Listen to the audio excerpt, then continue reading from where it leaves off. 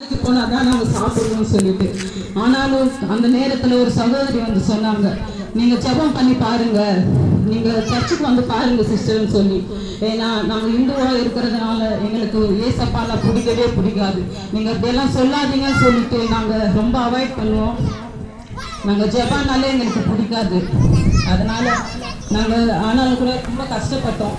இந்த நேரத்துல ஒரு நாள் நாங்க அந்த சகோதரி சொல்ற ஆலோசனை நம்ம கேட்டு பார்க்கலாமே, அவங்க சொல்றது சரி, இத்தனை நாம தேடி பார்க்கிறோம் ஆனாலும் கூட சுகம் கிடைக்கலையேன்னு சொல்லிட்டு அந்த சகோதரி சொல்லும் பொழுது சரி நாங்க ஆலோசனை படி நாங்க ஒரு நாள் கேட்டு பார்த்தோம். அந்த நேரத்துல கூட ஜெபிச்சாங்க. அந்த நேரத்துல எங்களை அம்மாவுக்கு ரொம்ப விடுதலையா இருந்துச்சு சொல்லிட்டு மறுபடியும் ஜெபிச்சாங்க. இப்போ எனக்கு நல்லா இருக்குன்னு சொன்னாங்க. திரும்பி அவங்க ஆலயத்துக்கு போக ஆரம்பிச்சாங்க. எங்க அம்மாவுக்கு ரொம்ப விடுதலை கிடைச்சிச்சு. டாக்டர் சொன்னாங்க உங்களுக்கு ஆபரேஷன் பண்ணணும், 2 லட்சம் ரூபாய் செலவாகுன்னு சொல்லிட்டு. ஆனா ஆண்டவராக இயேசு கிறிஸ்து 1 ரூபாய் கூட செலவு இல்லாம எங்க தாயாருக்கு சுகத்தை கொடுத்தாரு, மரண படுக்கையில இருந்து மாற்றினாரு. இப்போ பார்த்தா 12 வருஷமா முன்னதாக நடந்தது. இப்போ எங்க அம்மா பாத்தீங்கன்னா வேலை செய்யறாங்க, அவங்க எழுந்து நடக்கிறாங்க, ஜீவனோடு கூட கர்த்தர் வைத்திருக்கிறார்.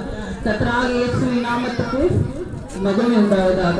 இந்த நேரத்துல கூட உங்க வியாதி படுக்கையில, மரண படுக்கையில, உங்க வீட்டுல இருக்கிற கர்த்தர் இந்த நேரத்துல கூட உங்களோட கூட சொல்லுறாரு, நீங்க ஒரு விஷயம் கர்த்தருக்கு செவி கொடுங்க, கர்த்தர் உங்களுடைய மரண படுக்கை மாற்றுவார்.